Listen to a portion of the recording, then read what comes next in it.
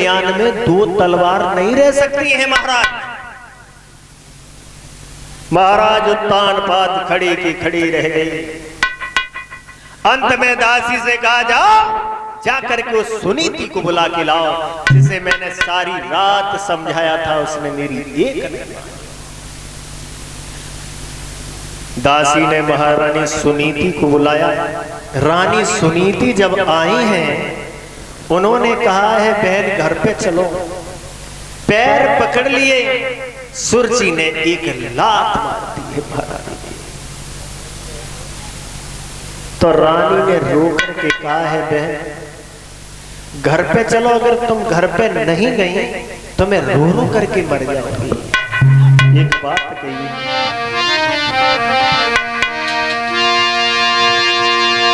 मेरी पीठ में मारी लात, बहन मोए बाकी लाज नहीं आई रे, और दासी बन के रहूं बहन तेरी हर पल कहलवा जाऊं मैं।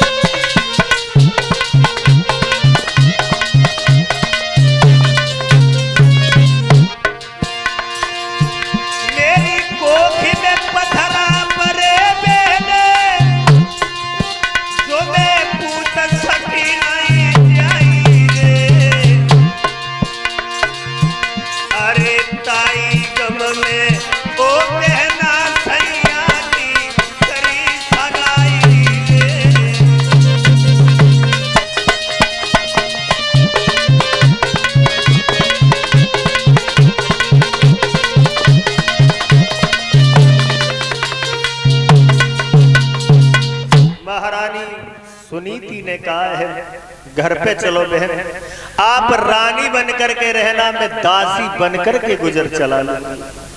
तेरे पैर की ठोकर की जो रोटी होगी उसे पेट भर के खाऊंगी, लेकिन अगर तुम्हारी डोली वापस लौट गई तो मैं बहन रो रो के, तेरे जो पुत्र होगा उसे मैं खिलाऊंगी। जब तू शाम को सोएगी तो मैं सोते समय तेरे पैर भी दबाऊंगी। सुरजी ने कहा वाह जी वाह, बड़ा चालाक है। बूढ़ी बिल्ली भगतिन बनकर के चिड़िया घर में रहना चाहती है।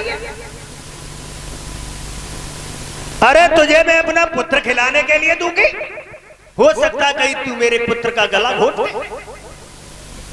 देख मैं रह तो लूंगी, लेकिन एक शर्त पर। क्या शर्त है तुम्हारी?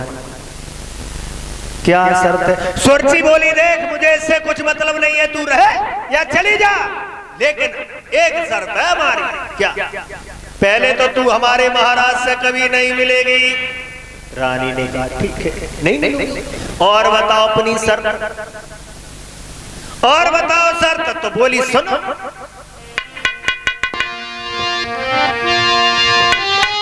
यदि जाना है तो राह पकड़ी, और रहना है तो जा खेतों पर, दिन रात सिपही झोपड़ी डाल चिड़िया और काग उड़ाया कर।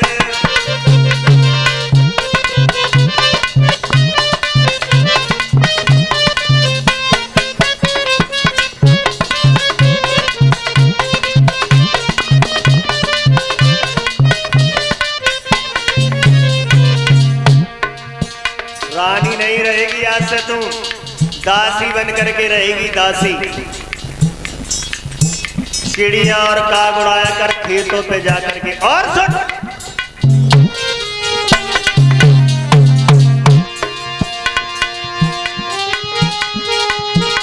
तू सरे किसी खाली घर में हमें चांदी रखवा दी जाएगी। बस पीसा कर और खाया कर, शेर भर जौवन तपाएगी।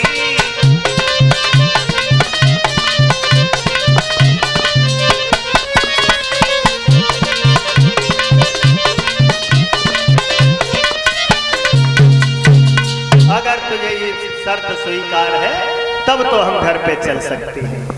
रानी ने कहा हमें तुम्हारी बहन हर शर्त स्वीकार है। तो महारानी सुनी थी, जिसके इशारे पर हजारों दासियां चला करती थी, वो आज स्वयं दासी बन गई। श्रोता बंधु, सदा दिन सदा समय एक जैसा कभी किसी का नहीं रहता है। कभी सर्दी कभी गर्मी, ये सब कुदरत के नजारे हैं। कभी सर्दी कभी गर्मी, ये सब कुदरत के नजारे हैं। कभी कभी प्यासे वो भी रह जाते हैं जो दरिया के किनारे। जिस तरीका से साल में मौसम बदलते हैं, उसी तरीका से इंसान की जिंदगी में भी मौसम बदलते हैं। कभी रजाई से बड़ा प्रेम होता है तो कभी रजाई से घृणा भी हो जाती है। समय एक जैसा किसी का नहीं रहता है। कभी अपने शब्दों में लिखता है, सदा दिन एक से किसी के न गुजरते देखी, इंसान दुनिया में चढ़ते और उतरते देखे।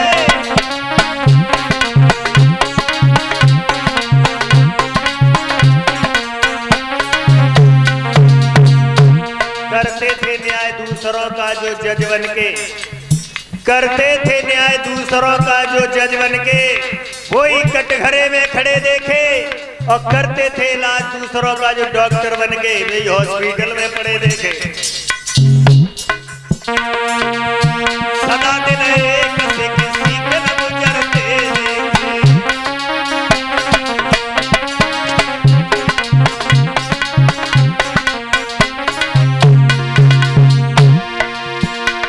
जिन लोगों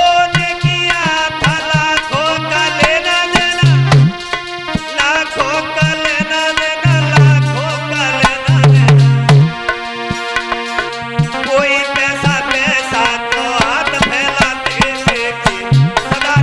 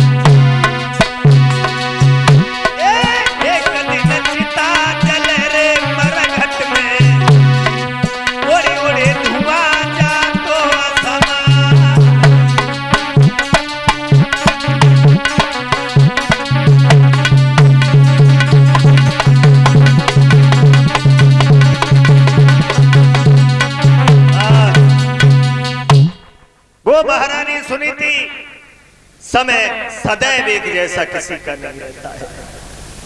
अंत में महारानी सुनीति खेतों पे रहने लगी है, सुरक्षित महलों में रह रही है। एक बात याद रखना, जिस तरीका से मछली बिना पानी के नहीं रह सकती है, उसी तरीका से पतिव्रता स्त्री भी बिना पति के दर्शन के जिंदा नहीं रह सकती। 6 महीना व्यतीत हो गए, महारानी ने महाराज उत्तानपाद की सूरत को नहीं देखा। एक दिन महारानी के दिमाग में आया, ऐसे जीवन से तो मर जाना अच्छा है, ऐसी जिंदगी से तो मर जाना अच्छा है। मरने के लिए वो रानी घर से चली है, रोती हुई सोच रही है क्या समय है, एक पुत्र के बिना हमारी क्या हालत होगी। वो रानी आखिर में आंसू भरी आए और घर से दुखियारी चली गई।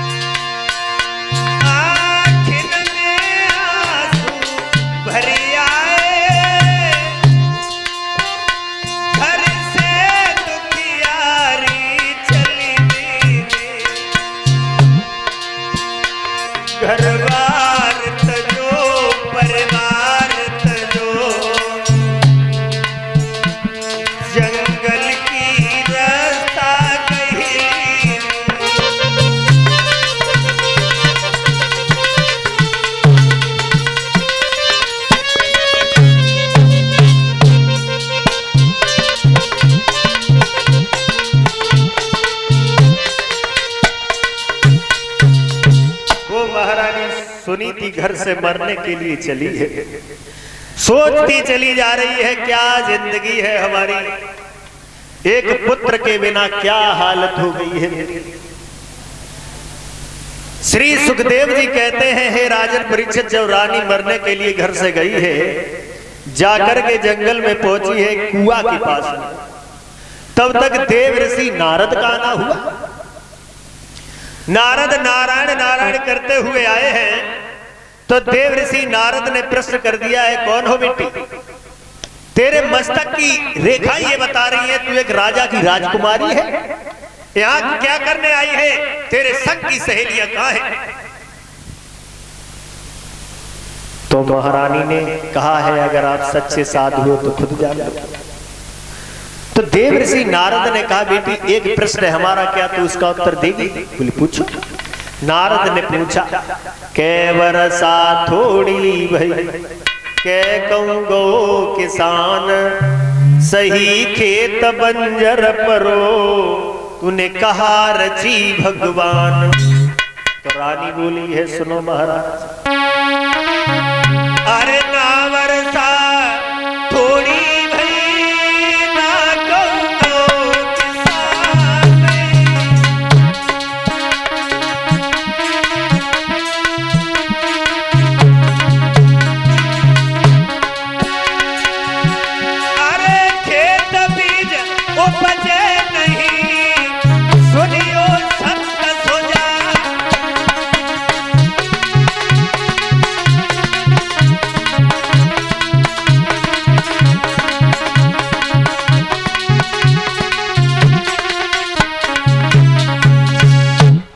तो देव ऋषि नारद बोले हैं, बेटी एक काम करो, तुम घर पे लौट जाओ, तुम्हारे घर में एक पुत्र होगा जिसका सदियों सदियों तक नाम चलेगा।